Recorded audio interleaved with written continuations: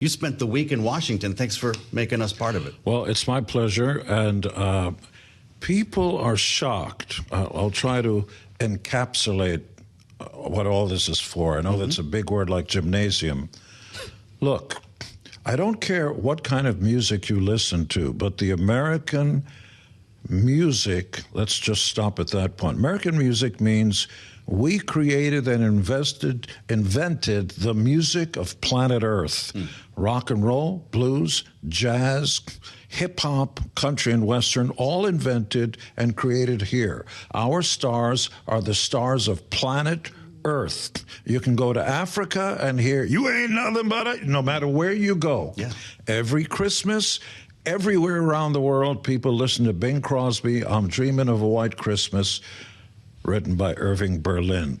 The astonishing, stunning, and shameful fact is that no matter who you hear on AM and FM radio, they're getting 0 pennies for the airplay. So let's play a game. Who's your favorite recording artist?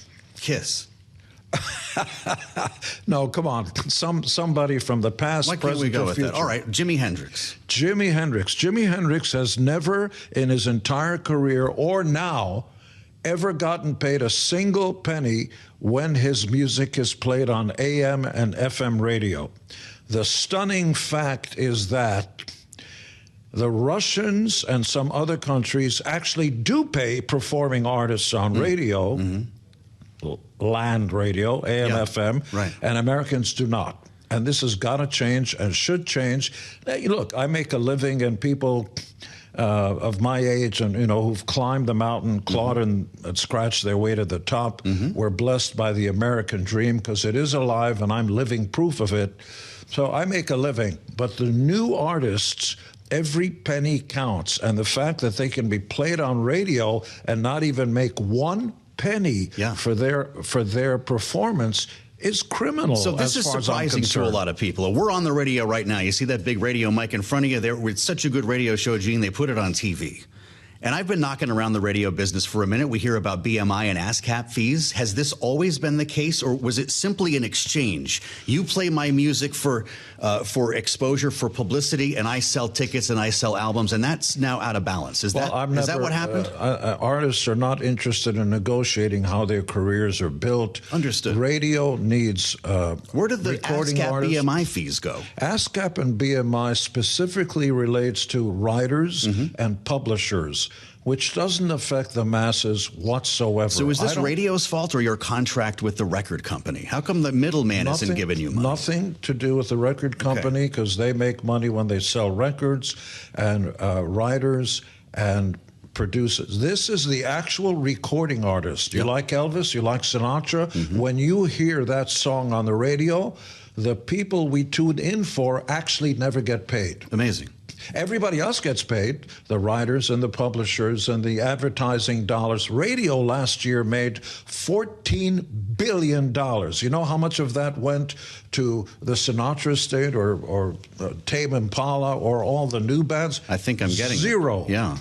Okay, that's in contrast to satellite radio, but digital we're platforms. Not talking about no, that. I know, but I just want to square that you're suggesting the radio industry is behind the times because all of these other platforms I'm not suggesting anything. musicians. I'm stating fact that AM, FM radio is, well, I want to use language that doesn't get anybody legal involved. Okay. In the patois of the street, it's criminal. Yeah. You cannot.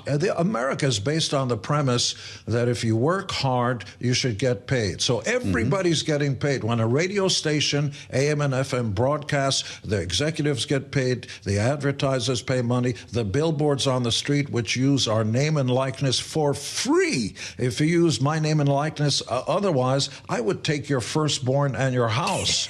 But radio is allowed to do that. They keep $14 billion. And the new artist, by the way, who's trying hard to make it, is not going to make those precious pennies to help them survive. And that's, as far as I'm concerned, my opinion is, it's criminal. Listeners, you write in the op-ed, are more likely today to discover new music on Spotify, Apple, YouTube, TikTok. At the same time, more and more local stations have been bought up by big corporations like iHeart and Odyssey. They still play the music without paying the artists, often hits that listeners already know, in order to generate ad revenue. I've, as I mentioned, worked in radio for a while, and I've seen rampant consolidation in this business. Has that made it worse?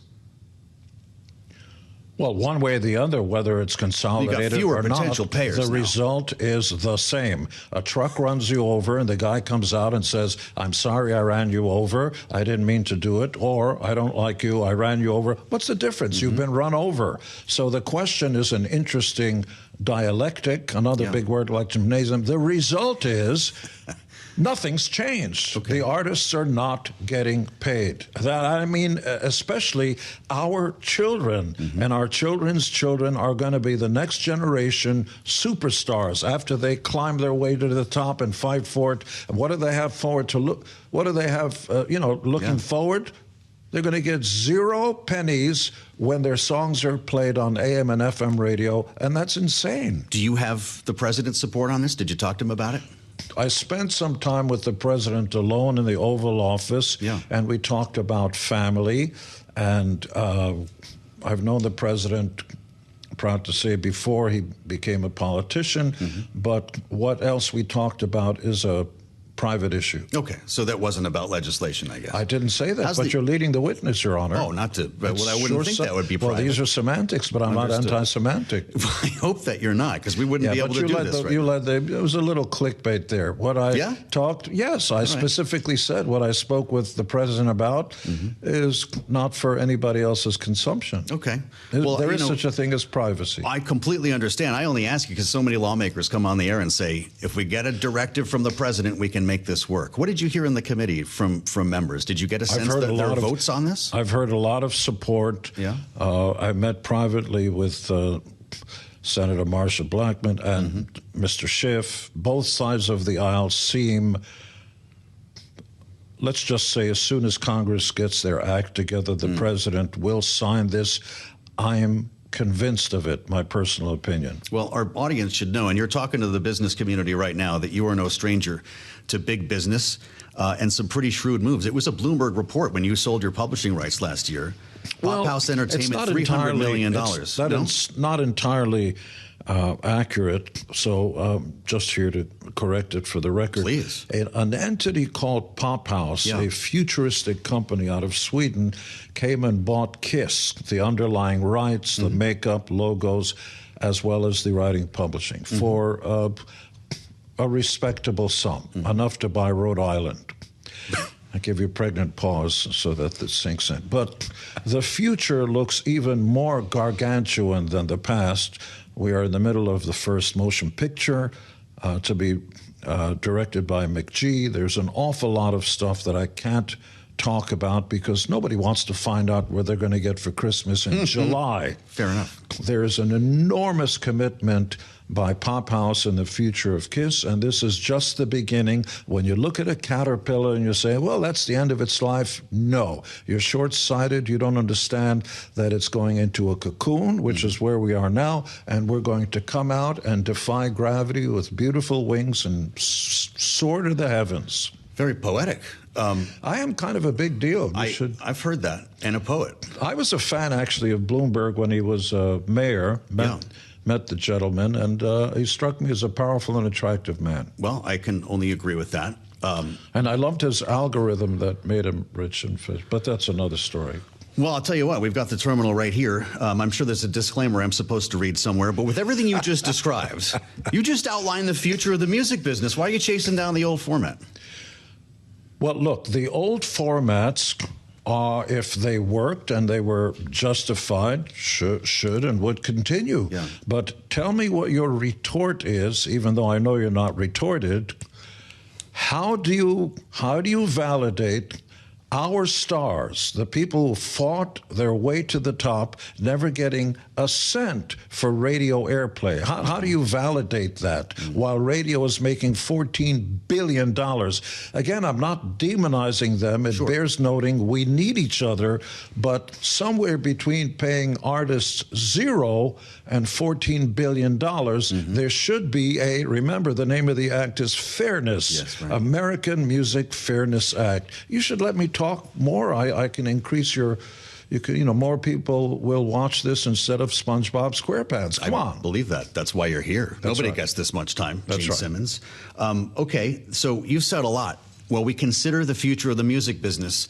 Do you worry about AI regulation? Do you worry about these FACO bans coming up? Speaking of algorithms, and by the way, Mike Bloomberg is not only the boss here, but founder, chairman, Bloomberg LP. That's right. AI is a worry for you or not? AI is a concern if left unregulated. Anything, beautiful horse that you just bring in, if it runs wild, you've got to have some parameters that we control instead of AI. Right now, there's a country in Western Star that's got a #1 record of sorts on some chart. Doesn't actually exist. Yeah. What do you think of that? Well, let me just go. The major problem here, potentially, hypothetically, and otherwise, is that if states have the right, and this has to be settled right away, the government must get a federal law that encompasses all of AI to get some sanity out of this, because if you can do AI legally in Delaware, where you have all your companies, so you don't pay, so you pay less taxes, because you're a very bright man besides being good looking. Why should they want to do real music and real art in New York when they can just go to Delaware and do AI? No, you need a federal law that encompasses the entire country. And I would highly recommend, and I would hope the entire planet really gets together. It's an issue for the UN to get a world body to accept it, because it's going to happen to the same thing that happened to the unions in America. You charge too much here, so we'll do business in China. No, you want to address the AI issue worldwide so we can control what the rules are, the comings and the going, and what's the income stream, who owns the IP, who's the owner of the trademark ad info. And I'd like to announce that I'm running for... If you were a kid, you bought a guitar, you wanted to get in the music business, what would you tell them? Turn and run? Well, I would tell anyone to do as I did, which is to say to have a fallback position, because anything that you pour your heart and soul into has a pretty good chance, and that means likely 95% or more, you will fail. And in my case, I became a 6th grade teacher and an assistant to the editor of Vogue magazine, Kate Lloyd, and the assistant to the Puerto Rican Interagency Council, Magdalena Miranda, for the Boricua community, where I did work for a government research and demonstration project, ad infinitum ad nauseum. In other words, if your thing doesn't work out, what's the backdrop? Like, I know you took ballet lessons. If this doesn't work out, and I've lost my chops, and, do your thing. I'm not keeping up with it.